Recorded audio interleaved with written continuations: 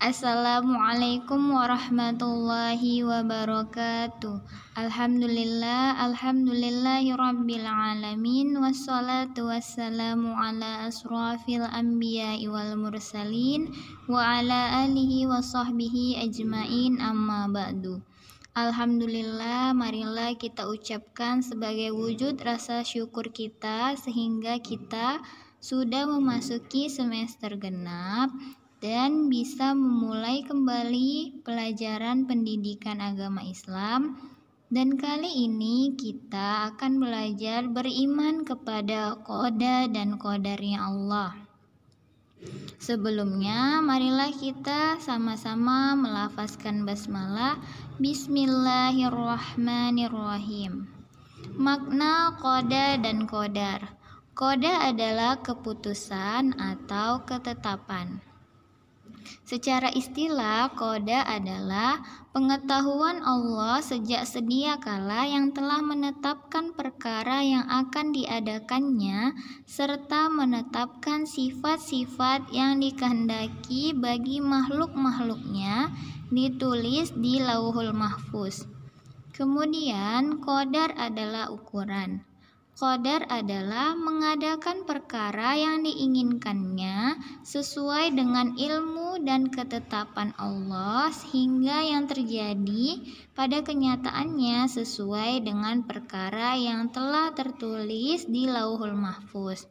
Dari sini kita mengetahui bahwa qada itu ketetapannya dan qadar adalah kenyataannya. Tetapi para ulama menggabungkan makna qada dan qadar sebagai takdirnya Allah. Kemudian, maksud iman kepada qada dan qadar. Setiap muslim wajib beriman kepada takdir Allah karena ini termasuk ke dalam rukun iman yang 6 dan ini merupakan rukun iman yang terakhir atau rukun iman yang ke-6. Jika Allah berkehendak, sesuatu akan terjadi. Begitu juga sebaliknya, jika Allah tidak berkehendak, maka sesuatu tidak akan terjadi. Karena semuanya ditentukan oleh Allah dan dengan kehendaknya, maka semua itu hakikatnya merupakan perkara yang baik. Sedangkan takdir baik dan buruk itu semata-mata dilihat dari sikap dan pandangan manusia. Dalil mengenai ini terdapat dalam Quran Surah Al-Baqarah ayat 216. A'udzu billahi minasyaitonir rajim. Bismillahirrahmanirrahim. Kutiba alaikumul qitalu wa huwa kurhul lakum wa asa an takrahu syai'an wa huwa khairul lakum wa asa an tuhibbu syai'an wa huwa syarrul lakum wallahu ya'lamu wa antum la ta'lamun. Diwajibkan atas kamu berperang, padahal berperang itu adalah sesuatu yang kamu benci.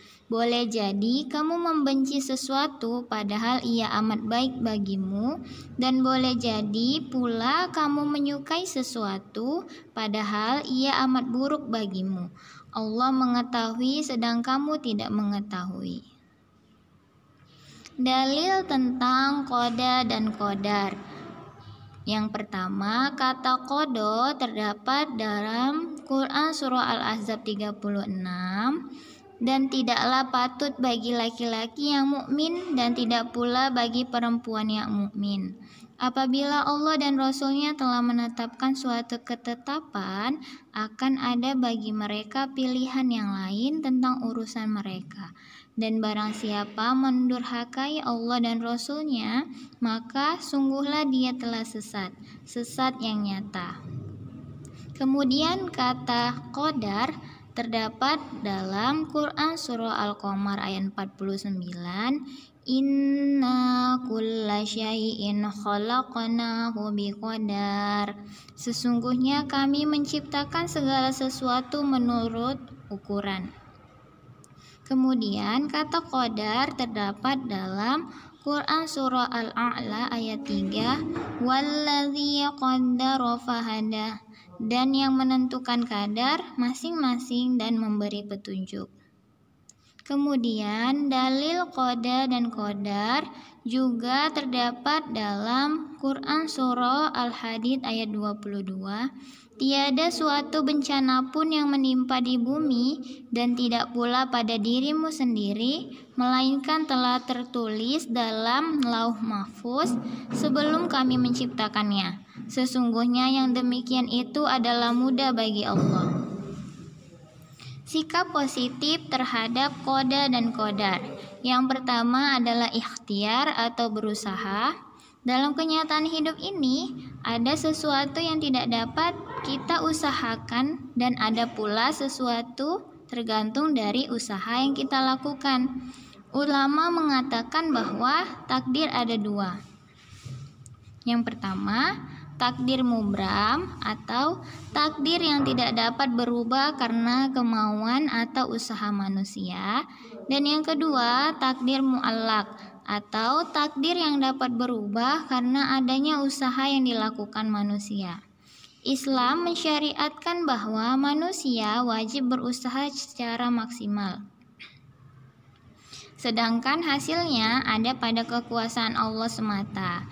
Dalil mengenai ikhtiar ini terdapat dalam surah An-Najm ayat 39 dan Ar-Ra'du ayat 11. Sikap positif yang kedua adalah tawakal kepada Allah. Tawakal berarti berserah diri kepada Allah setelah berusaha semaksimal mungkin. Usaha dan doa harus dilakukan secara seimbang. Ini bisa kita lihat dalilnya dalam Quran surah Ali Imran ayat 159 dan Quran surah At-Tolak ayat 3. Kemudian sifat positif yang ketiga yaitu tawaduk kepada kebesaran Allah Subhanahu wa taala. Ketika kita beriman secara benar terhadap takdir, maka kita akan memiliki ketenangan jiwa dan kestabilan emosi atau perasaan. Kita akan tidak mudah berbangga hati ketika kita mendapat kesuksesan, dan kita akan tidak putus asa ketika kita belum berhasil menjalani sesuatu. Dalil mengenai ini terdapat dalam Quran surah Al-Kahfi ayat 7. Kemudian sifat atau sikap positif terhadap qada dan qadar adalah tabah hati dalam menghadapi musibah.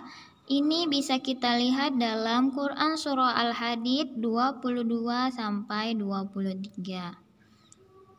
Sekian materi mengenai beriman kepada qada dan qadar. Nah, tugas kalian yang pertama, tuliskan yang dimaksud beriman kepada qada dan qadar. Kemudian yang kedua, tuliskan dua kelompok umat Islam yang salah dalam memahami takdir Allah.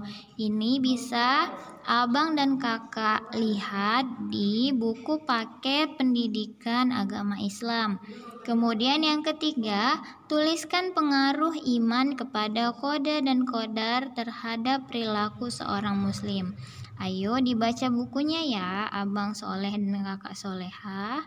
Sekian materinya, mohon maaf atas segala kekurangan. Semoga bermanfaat. Ustazah akhiri, Assalamualaikum warahmatullahi wabarakatuh.